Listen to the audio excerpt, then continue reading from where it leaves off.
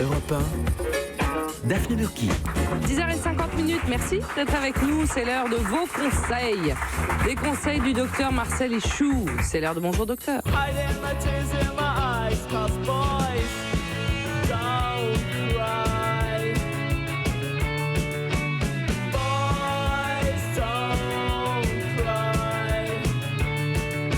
Boys don't cry, les garçons ne pleurent pas, selon The Cure, parce qu'on va parler des larmes avec vous, docteur. Bonjour. Bonjour, Daphné.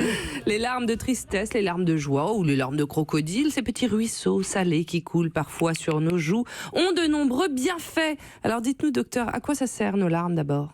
À lubrifier nos yeux, parce que si on n'a pas de larmes, ça pique, ça démange, ça gratte. Donc les larmes sont indispensables. Après, ça dépend de la quantité et surtout de ce qui les provoque. Qu'est-ce qu'elles contiennent déjà, nos larmes ?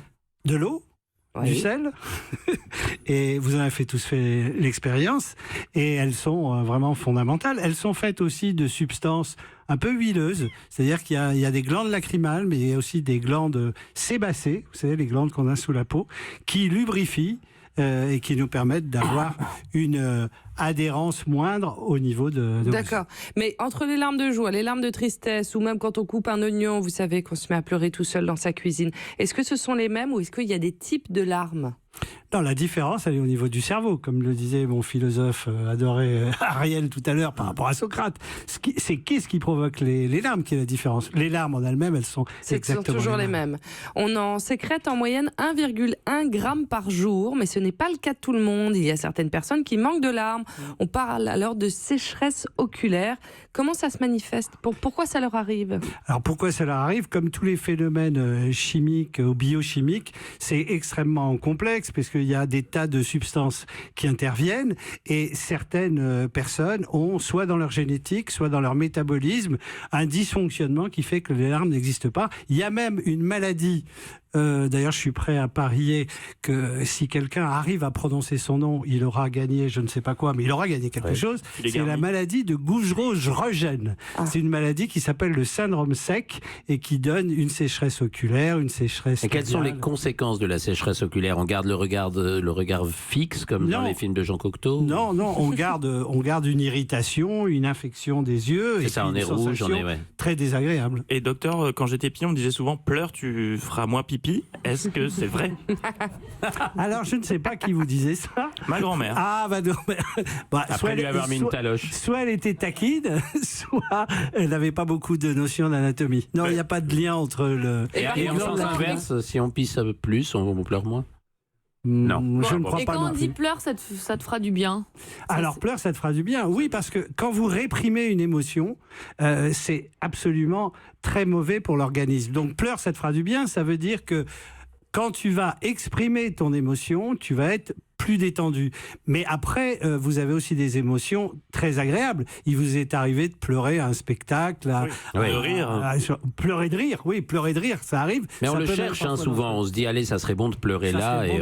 Voilà. Donc, oui, pleurer, ça peut faire du bien. Mais malheureusement, quand l'émotion qui est à la source des pleurs est une émotion négative, c'est pas extraordinaire. Quand on souffre de sécheresse oculaire, comment ça se soigne ?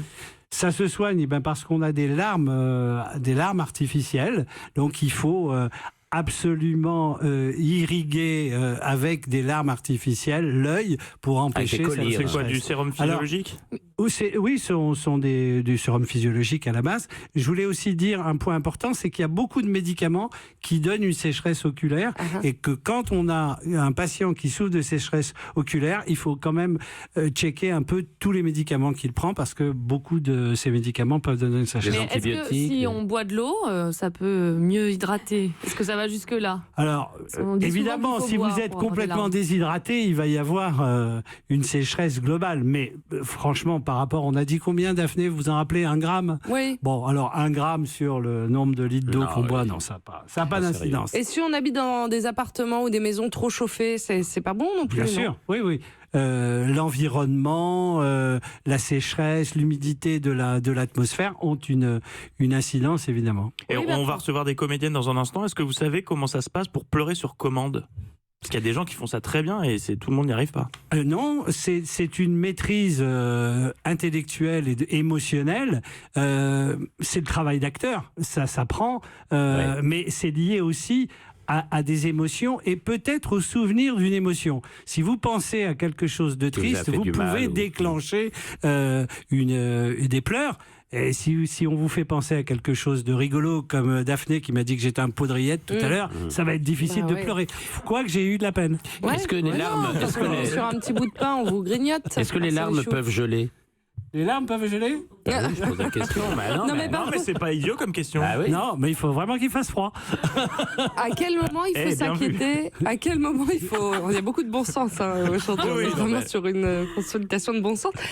À quel moment il faut s'inquiéter quand on a une sécheresse oculaire? À quel moment il faut consulter? Quand ça dure et quand ça devient très gênant. Oui. Parce que... C'est du bon sens. Encore une fois. Et je Mais ça voulais ne dire... gênera pas s'il ne fait pas froid.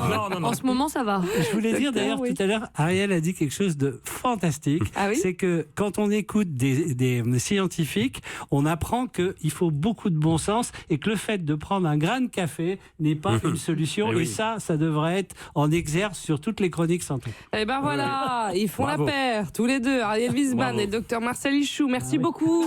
Europe 1.